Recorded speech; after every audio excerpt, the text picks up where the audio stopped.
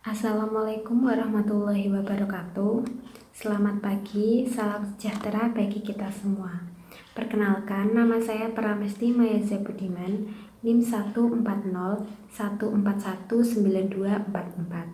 Di video ini, saya akan mempresentasikan mengenai komunikasi dalam pembelajaran jarak jauh di tengah pandemi COVID-19.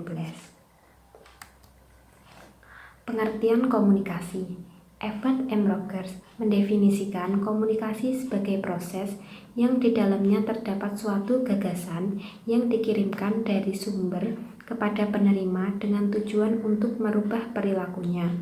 Wilbur Scrum memiliki pengertian yang sedikit lebih detail. Menurutnya, komunikasi merupakan tindakan melaksanakan kontak antara pengirim dan penerima. Dengan bantuan pesan, pengirim dan penerima memiliki beberapa pengalaman bersama yang memberi arti pada pesan dan simbol yang dikirim oleh pengirim dan diterima serta ditafsirkan oleh penerima. Suranto 2005. Berdasarkan pendapat-pendapat di atas, dapat disimpulkan bahwa komunikasi adalah proses penyampaian pesan dari komunikator kepada komunikan melalui media tertentu untuk menghasilkan tujuan dengan menghadapkan feedback atau umpan balik. Unsur-unsur dalam komunikasi menurut Laswell dalam Harvard 2006. Yang pertama, komunikator.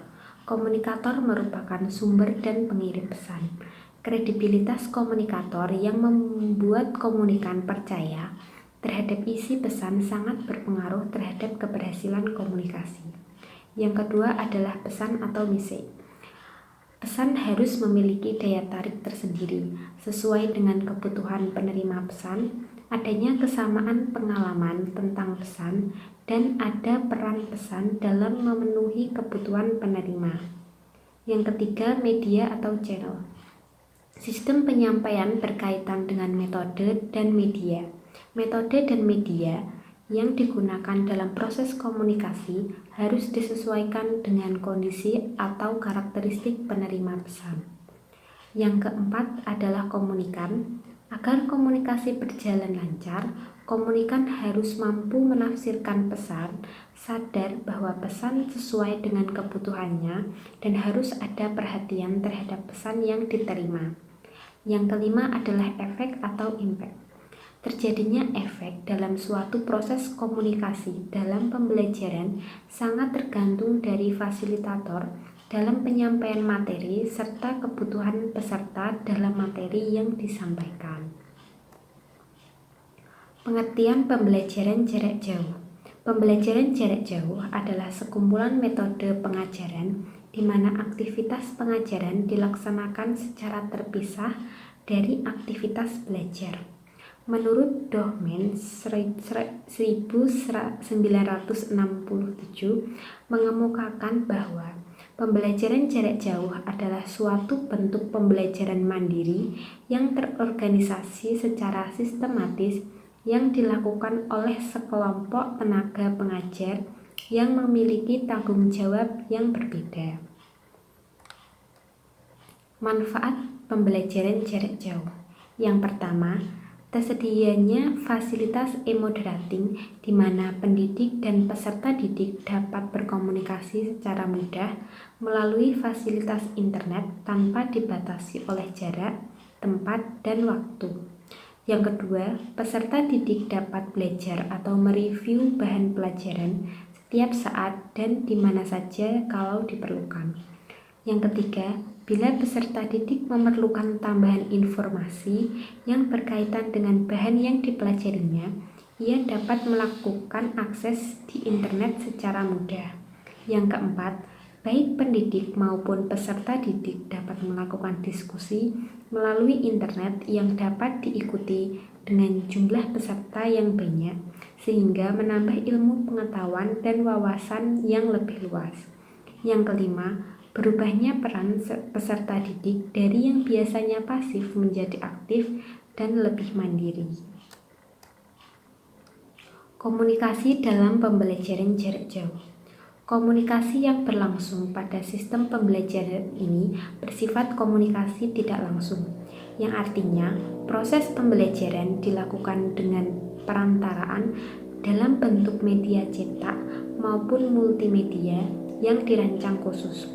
Komunikasi daring dinilai menjadi cukup efektif jika diterapkan dalam pendidikan jarak jauh. Manfaat komunikasi dalam pembelajaran jarak jauh. Yang pertama, sebagai arus informasi. Kedua, menghubungkan lebih banyak orang. Ketiga, membantu tercapainya tujuan pendidikan. Keempat, salah satu bentuk penyelesaian masalah akademik. Yang kelima, membuat informasi yang lebih up-to-date. Yang keenam, mampu memperluas pengetahuan. Yang ketujuh, mempermudah saling berbagi informasi. 8. Diskusi menjadi lebih menyenangkan. 9. Membantu dalam menyusun strategi belajar yang lebih bermutu. Yang ke-10, menjadi jembatan hubungan antara siswa dan murid. Antara guru dan murid.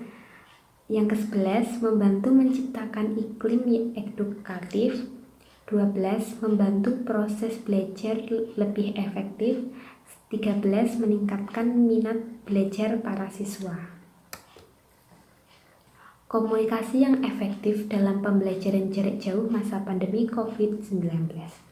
Dengan keadaan pandemi ini sangat sulit untuk tetap mempertahankan kebiasaan gaya komunikasi konvensional guru selama atau saat pandemi COVID-19 ini.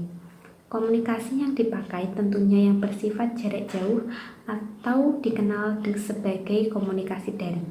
Komunikasi ini memungkinkan guru sebagai komunikator dan siswa sebagai komunikan melakukan komunikasi melalui jaringan internet atau dunia maya cyberspace yang tujuannya ialah bisa dikendalikan secara jarak jauh, efisiensi waktu, sehingga bisa dilakukan kapan saja dan di mana saja.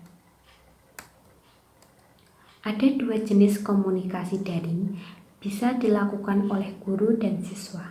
Yang pertama, komunikasi daring sinkron atau bersamaan ialah komunikasi dengan jaringan internet yang terjadi secara bersamaan dan waktu yang nyata atau real time, contohnya text chat dan video chat dalam WhatsApp, Messenger, Hangout, atau lain-lain. Yang kedua adalah komunikasi daring atau asinkron. Komunikasi daring jenis ini merupakan kebalikan dari jenis yang pertama, yaitu komunikasi dengan jaringan internet, namun dilakukan secara tunda atau tidak bersamaan. Kelemahan yang dimiliki dalam komunikasi daring yaitu: pertama, tidak mewakili emosi pemakainya, dalam hal ini guru dan siswa, sehingga guru sangat sulit dalam memberikan pemahaman kepada siswa dan guru tidak mengetahui sejauh mana tingkat pemahaman siswanya. Yang kedua, terdapat informasi yang tidak penting atau informasi yang didapat akan sangat banyak dan sulit untuk disaring dan dikontrol, sehingga penerima informasi akan menjadi bingung. Yang ketiga, sangat menyita konsentrasi karena tidak sesuai dengan tempat dan waktunya, sehingga time management harus dikedepankan.